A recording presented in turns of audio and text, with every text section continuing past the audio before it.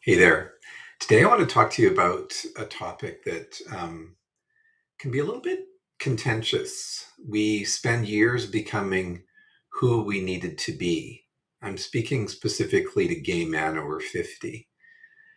We come at this whole life experience really from a place of surviving as minorities in a system that doesn't really want us, and especially when we were younger, didn't want us at all. And so we had to learn how to survive amongst this hostile environment. And we had to learn to navigate the systems that were available to us and create systems outside of the dominant culture for our very sustenance and survival. And we were creative about that. And we did things that allowed us to feel a sense of connection, purpose, and belonging in ways that others never have to do. We learned how to survive.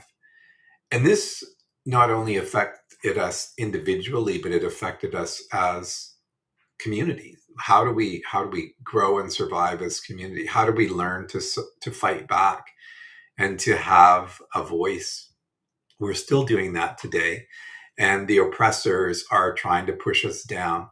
Those who live from places of fear of other people who they don't like, who they don't know, who they don't understand. That can be racially, that can be ethnically, and that can certainly be around areas of sexuality, sexual expression, and gender identity. So we learn how to survive. And this learning how to survive impacts us individually. And that can keep us from maybe being entirely open and vulnerable.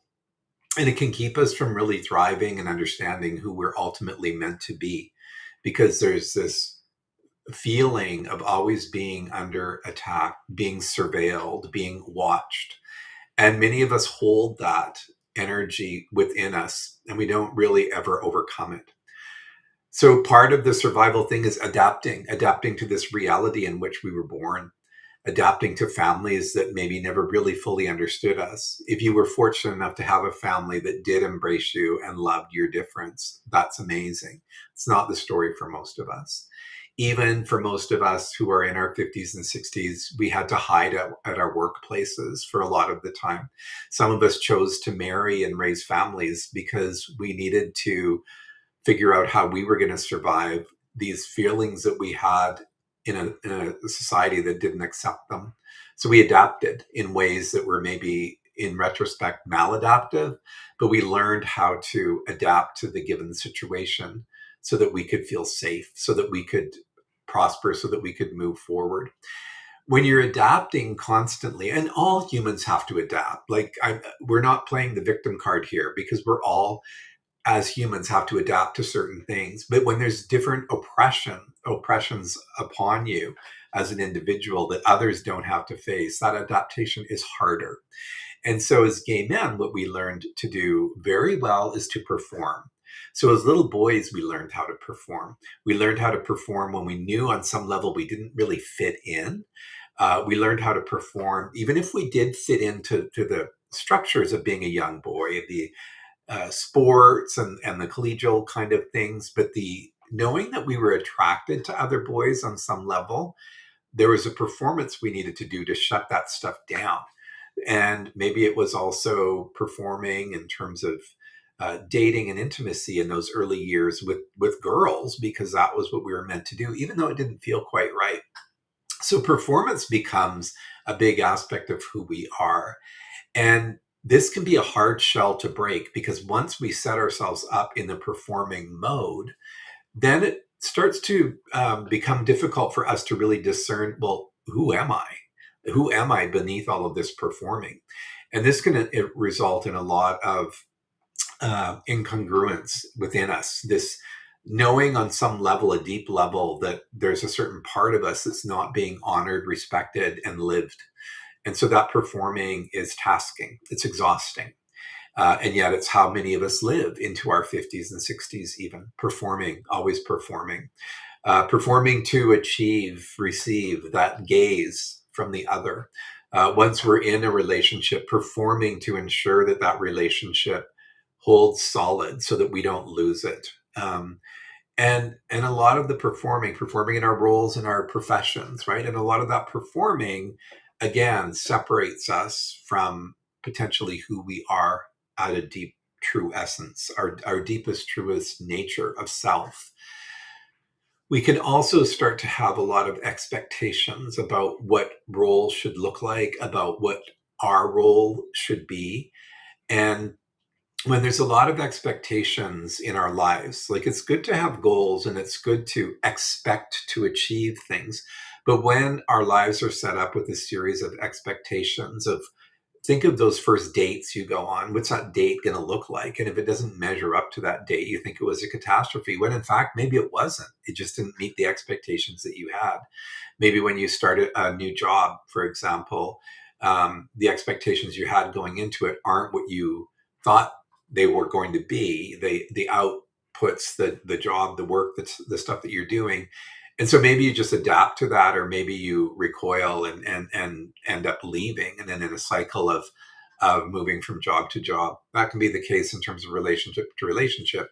That can be the case really in any subject matter where we place a lot of expectations and feel that they weren't met. So in some way, shape, or form, that was a failure, which isn't always the case. The problem is, and a lot of spiritual traditions talk about this, that expectations end up being the root to our suffering.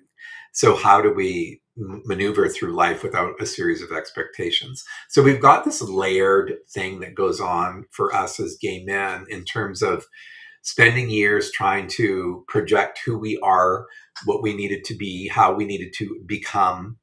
And we end up in this place where a part of us can be feel disconnected. A part of us might be yearning for more of a voice. Your soul might be asking for more of a role, because a lot of the stuff that we've done, the survival, the adapting, the performing, the expectations, that's all driven from that egoic conditioned mindset. It's not soul driven stuff. So when we tap into this deeper part of our essence, there's a notion of remembering who we truly are. And we don't know that because we've built up all of these layers, all of these. There's this layering. There's this like, it's like the shade. You've got a lot of shades on a light. You put all these shades over it, right? These veils, if you will. And when you start to take off one, two, three, as you're starting to dive deeper into who you ultimately are, that inner light starts to shine more. That inner essence of who you are as a spiritual being having this human experience starts to shine through. There's a deeper remembering of your essence. And so what a lot of us can tend to do is, we can look to try to sort things out by way of therapy and counseling, and oh, I don't understand why I don't feel great about stuff, and what's wrong with me? I need to be fixed. I would argue that's not the case for the majority of us. Yes, sometimes there are different psychological issues that maybe do need professional support, but there's also this idea of us connecting to our true essence and who we really are.